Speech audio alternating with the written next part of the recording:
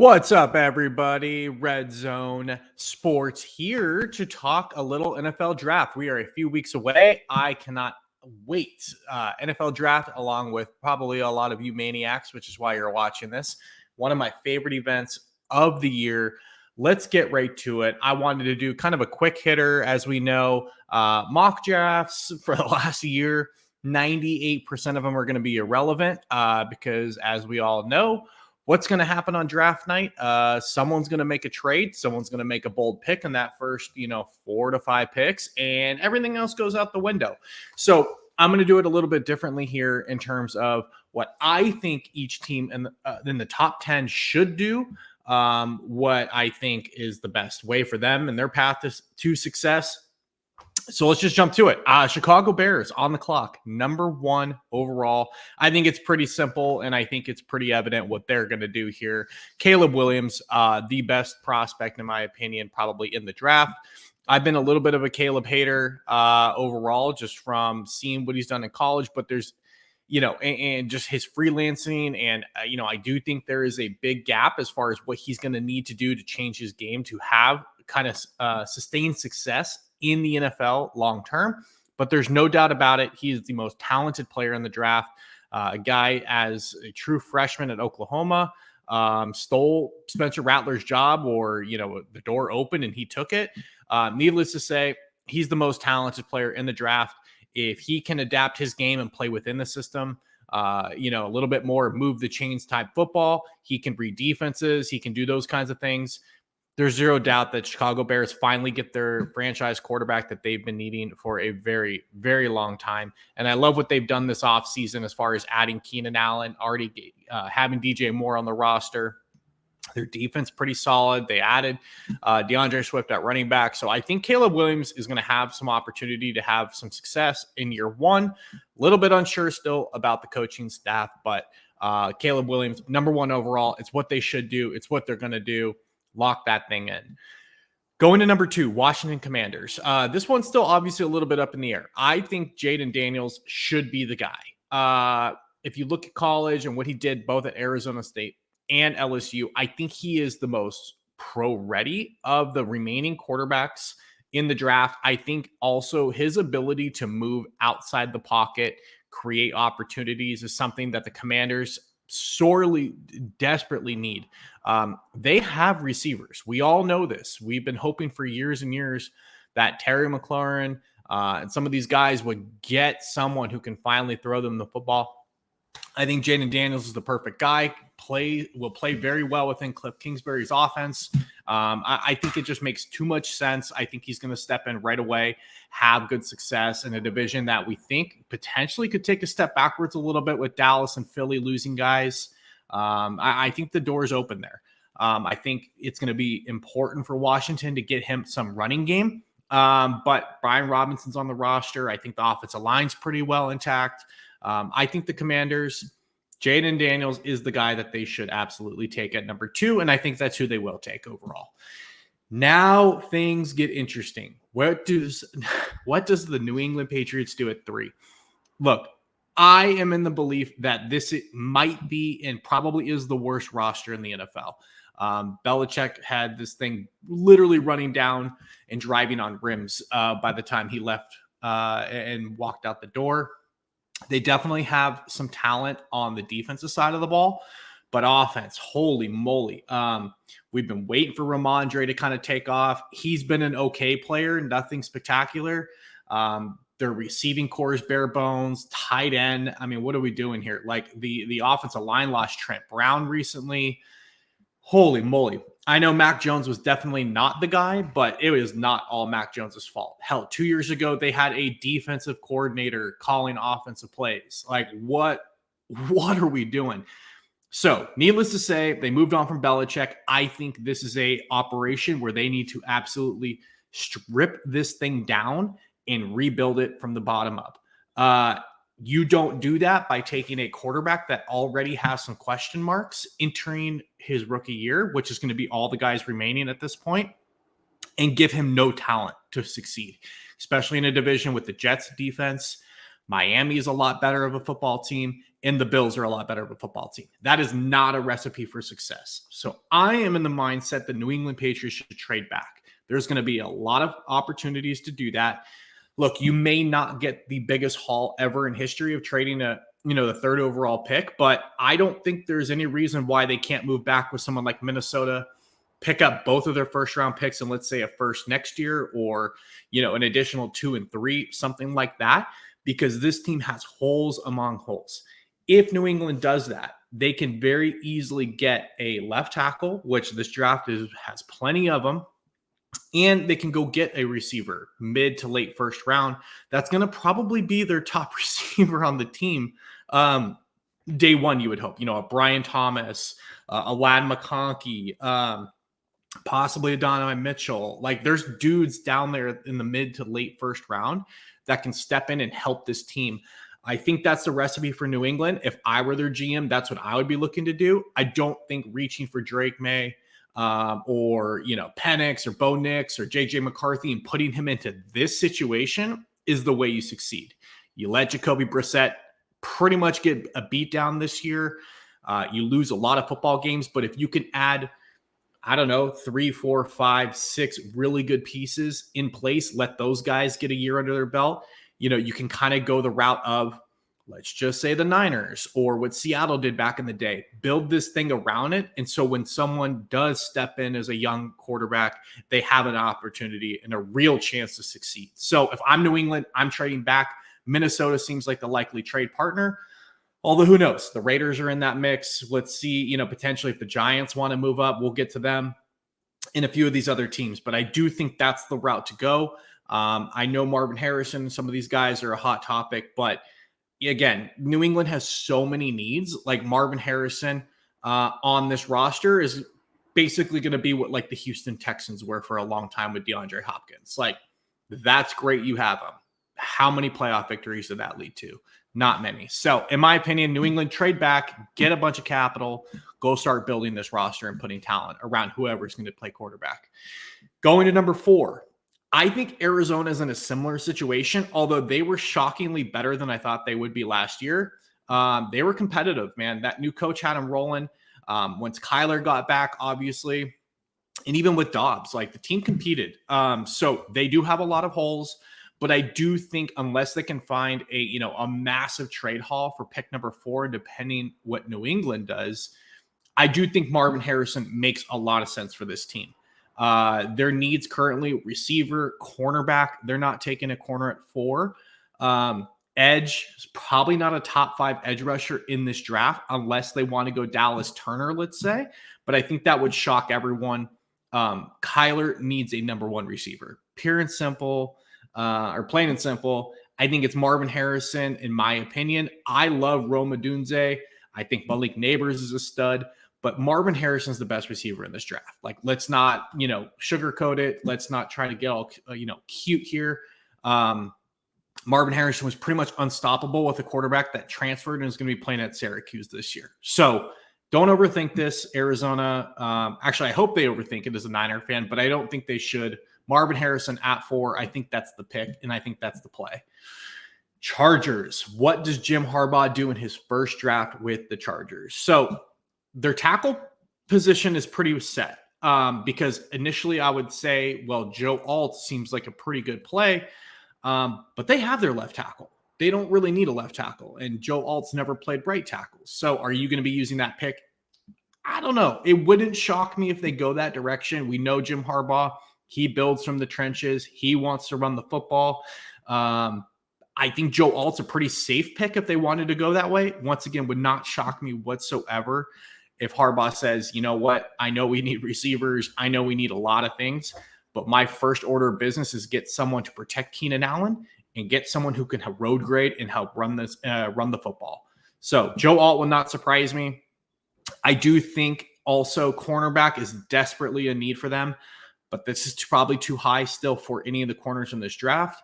I could also see them going the route of a top receiver. Again, I think Rome Odunze would be the guy, in my opinion.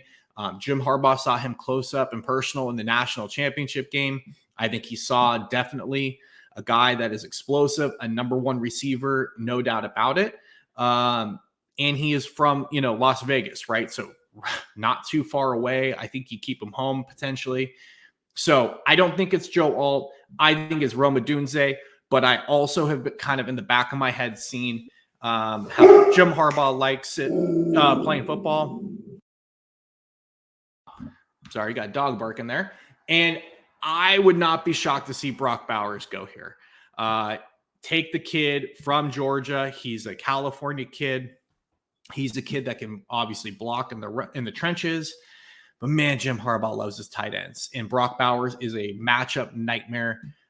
We've seen it for 3 years now in college football. I think he steps in right away, potentially a top 5 tight end in the game right off the bat. Again, would not shock me whatsoever to see Brock Bowers' name called at pick 5 here with the Chargers. So that's kind of my wild card there. But I think it's Roma Dunze here at pick 5 for Los Angeles. Get Justin Herbert, his new number 1. Move on. Get a bona fide starter with your first pick. So I think that's pretty safe. Who knows what the Giants are going to do at pick 6? This is the one that is going to blow up the draft. I think potentially. They just gave Daniel Jones a ton of money. There are some people that believe in him. I don't know if you saw that weird press conference he gave the other day. They also got Drew Lock as a backup. I personally don't think they're going quarterback here. I think they desperately need a weapon for Daniel Jones. Like, there's no way you can evaluate this guy, in year 2 of his big deal with the receiving core. Darren Waller's potentially going to retire. He hasn't even made a decision on that. I think it's Neighbors or Odunze here at pick 6 for the Giants. I think, again, it's the smart play. It's the safe play. I think you just do it, move on, and just chalk it up. Like, just get this guy someone he can throw the football to reliably. I love Wan'Dale Robinson, but he's not a number 1. Darius Slayton's on the wrong side of his career. The Giants need a playmaker in the worst way possible. Saquon Barkley is not there anymore. Devin Singletary is not going to be the guy to replace him either. So another team that desperately needs talent, but if it were me, I'm taking one of those 2 top receivers if they're there. If not, man, the Giants are in just a tough spot here. I think you try to move out. They could take a corner. They could take, Mitchell or, the other kid from Iowa.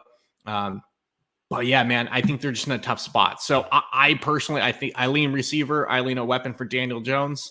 Worst case scenario, Daniel Jones is not the guy. You move on from Danny Dimes. And then you've got a receiver. Hopefully they're ready for when someone else steps in. Number 7, Tennessee Titans.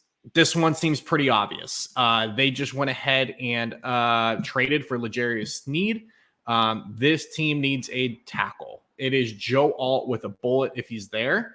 I don't know what they would do in terms of reaching for the other tackle on their board if he's not there. If, let's say, Harbaugh or the Giants or somebody else takes Joe Alt. But as of right now, how it sits, I think it's got to be Alt. I think the team's done a pretty good job, starting to add some weapons and some pieces. DeAndre Hopkins is there for Will Levi. They're trying to evaluate this kid as well and trying to figure out if this is going to be their quarterback of the future. Again, like a lot of teams, like, they need to know if he is, but you got to put pieces around him to evaluate him properly, right? So I think the receiving core is intact. I think you go and you try to protect him now. I think it's Tallis Fuaga. I think you could see Fountainu from Washington there. I think they just need to get an offensive lineman. It could be a guard. It could be a tackle. Doesn't really matter. Both of those guys are tackles, obviously, along with Alt. You also have the kid from Penn State, who is a little bit more of a project. You've got J.C. Latham. Dude, there are tackles ready to start day 1 in this draft. I think that's where Tennessee goes. It just makes too much sense. I would be shocked if they go on the defensive side of the ball, in a year again when they need to evaluate Will Levi. They need to know going into next year if they need to draft a quarterback or not. And if they're not going to draft a quarterback, then they're probably going to have a pretty high pick. I'm sorry. If they do need to draft a quarterback, that's because Will Levi had a pretty poor year, is my opinion. So they will be in the market for a quarterback with a top 10 pick. You do it then. Like we just talked about the Giants, if you do draft an offensive lineman, that line's better or a weapon or something like that, the situation is just a lot better, obviously, for that quarterback to step into. So I'm going offensive line, Joe Alt, number 7 to Tennessee, if that's me. The Falcons, another one where they can go in a bunch of different directions. I think the two most likely scenarios here for Atlanta is someone on the defensive line, or you could see a defensive back. They just need defensive help badly. I think Atlanta has a lot of weapons. They have a pretty good offensive line. Kirk Cousins now in the mix. He can manage and navigate, if there's a few holes there. But these guys don't need a receiver. They obviously don't need a running back with Bijan there. Tight end, don't need that with Kyle Pitts. I think all roads lead to potentially offensive line, but I think it's good. They're going defense here. So if it were me, I think Dallas Turner is probably the best, the most likely, I would say. In terms of production, he's not Will Anderson, but the dude's an absolute freak. I think I remember he started day 1 at Alabama, which tells you all you need to know about his upside. But I could also see, potentially Terrion Arnold, another Alabama kid, but at the cornerback spot. You could see Jared Verse potentially, Cooper DeJean. I think that's the route these guys go. They just need help on that side of the ball. Quinion Mitchell, obviously, is another one. That's where I would go if I'm Atlanta. I think they go defense. They're also a team I could see if someone's trying to get up for one of these quarterbacks that are slipping. I could see them as an interesting trade back partner, because if you could get, let's just say they move back with Minnesota, right? A couple picks. Minnesota wants their guy at 8. I could see them moving back. Let's say you can pick up both first rounders. You could get 2 defensive starters for moving back, 4 spots or 3 spots. So I think that's a really interesting spot to watch a trade. But I'm going Dallas Turner here for Atlanta. Then we come back to Chicago. Chicago as well, right? Like we just talked about it with all these quarterbacks. Do you go and add another offensive weapon for Caleb? Or do you go protection for Caleb? They could use more offensive line help, as everybody in the league could. Or do you help out this defense a little bit? I think, them getting Montez Sweat was really big, but I think, you've got a guy like Jer'Zhan Newton. You've got Quinion Mitchell who could be there. Byron Murphy could be there, and should be there, actually, I should say. Terrion Arnold. I think you go get a bona fide, rock solid defensive starter here. I think that, again, the way that you win with early or young quarterbacks in the league is don't ask them to do too much. We know Caleb's a star. We should be a star. But don't put too much on his shoulders, right? Have a running game. Play some defense. Don't make Caleb go out there and play USC football, which is like, hey, guys, we're going to have to score 35, 40 points every single game just to be in this thing. I think Chicago, if they can, have a pretty good defense out there, run the football, it's a path to success, right? So maybe even a Jared Verse there at 9. I think they go defense. I think they probably go pass rusher. That's a little bit more in Chicago's DNA. But don't be shocked to see one of the corners go here at 9 as well. Especially, and I should, with a caveat here, I should say with all 3, in my opinion, of those big time receivers, Rome, Neighbors, and Marvin Harrison Jr. off the board, I think the decision's pretty easy for Chicago. You go defense, in my opinion. So yeah, that's what I would do.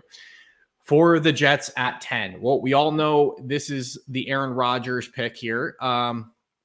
Look, they improved the offensive line. However, these are improved positions with aging players. Tyron Smith, Morgan Moses, John Simpson. I personally think the right way to play this would be for the Jets to take an offensive lineman here. Again, you've got almost your pick of the litter, ideally. You've got everyone, but pretty much Joe Alt is going to be on the board, I think, at this point, offensive line-wise. Go get an offensive lineman like Fuaga or someone like that, and you can even play him at guard right off the bat. And if something happens, an injury happens, you slide that guy over to tackle. But you have some depth there. So a 8-year-old Aaron Rodgers isn't getting his ass kicked every single game. Protect him. If you can protect Aaron Rodgers, you have a better season, obviously, on the horizon. But this is the New York Jets. I have a pretty strong feeling they're going to take a weapon for Aaron Rodgers or a defensive player. If those big 3 receivers are off the board, and let's say the Chargers took their receiver, they took an offensive lineman, I do think this is another very good landing spot for Brock Bowers. You put Mike Williams out there, Garrett Wilson. They've got a good running game with Brees, offensive line improved. I think Brock Bowers would be a home run pick for these guys at pick 10. It would give Rodgers a guy that is an immediate impact, a mature player, right? Again, this guy played as a true freshman at Georgia, has won multiple natties. He's going to step in, be able to pick up the offense. He's going to be a reliable weapon for Aaron in the middle of the field and kind of give him another mismatch option there. I think it makes too much sense, which is why I'm a little bit nervous the Jets will not do it. But I would go Bowers or offensive line here if I'm the Jets and help Aaron out a little bit more. That's it. That is kind of my top 10 as we sit about 2 weeks out from the draft as to what I would do and the top needs for each of these teams. If you haven't and you like this content, please hit the thumbs up. Please subscribe if you haven't already. Hopefully later this week, we should hit picks 11 through 20, and then we'll round out the end of the first round. Hopefully we'll be able to do kind of a live mock draft here with Jim, Joe, and myself as we lead up to the draft and get everybody rock solid and ready to go. So we're a few weeks out. Hopefully everybody's getting excited. And until next time.